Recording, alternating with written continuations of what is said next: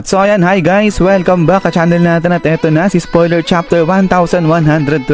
Ayan, bago tayo magsimula ay kung bago ka pa lang din sa channel natin ay huwag mo kalimutan mag-subscribe at pakipindot na rin yung notification bell para ma-update ka every time na meron tayong bagong upload. So yun lang naman po at ulit, ay huwag na nga natin patagalin pa. Simulan na natin yan.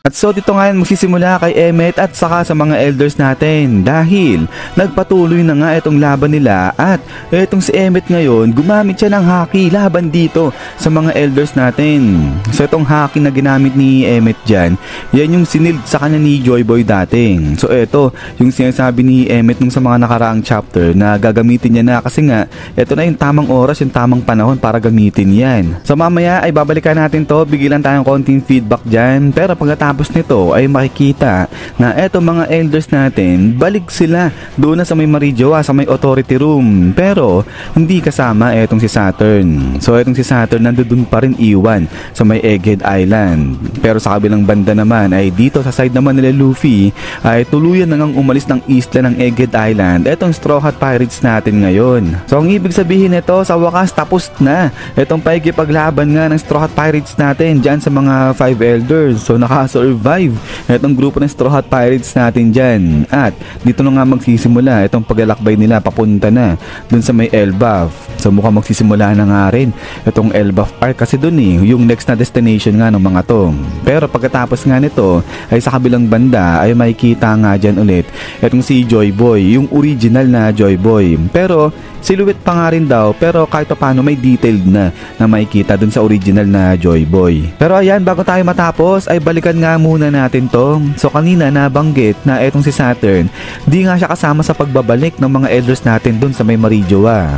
So yung ilang possible reason dito kasi ay di ba nung sa nakalipas na chapter nakita natin na yung katawan nga ni Saturn nahuhulog na dyan sa may karagatan.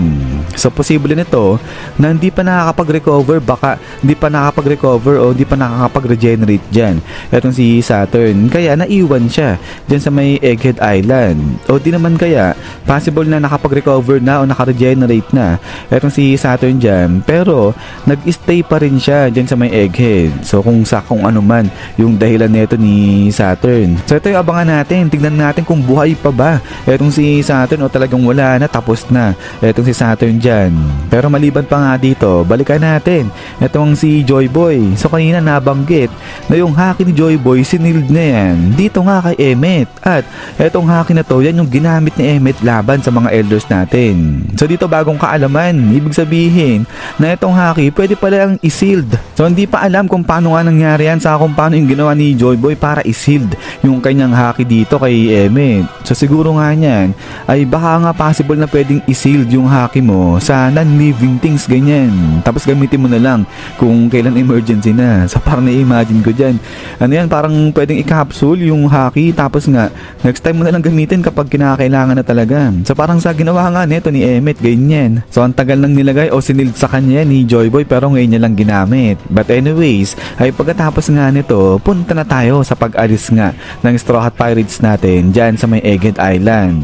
So dito napipisil na nga na magsisimula na itong Elbaf Arc kasi doon yung next na destination nila. Pero ayan ay kung walang stopover na gagawin nga itong grupo ng Straw Hat Pirates natin dyan, sa kung walang isisingit ba na event o isa pang arc itong si Oda dyan sa pagitan yung sa paglalakbay nga ng Straw Hat Pirates natin papunta doon na sa may Elbaf Island. So tignan nga natin kung magiging smooth na o magiging tuloy-tuloy na itong paglalakbay ng Straw Hat Pirates natin papunta doon sa may Elbaf, o baka may kung ano pang mangyari dyan habang naglalayag itong mga to. But anyways, ay pagkatapos nga nyan is yan guys. So hanggang dito lang itong spoiler natin. So sobrang igsi lang nung nalig sa ating spoiler, pero ayan, kapag lumabas na itong full summary, yung full chapter ni 1122 ay pepresent ko na lang kagad sa inyo yan guys. So yun lang naman, at ulit ay maraming salamat sa panonood dito kay One Piece natin. So lagi mag-ingat, God bless nyo lahat at kita-kits tayo ulit.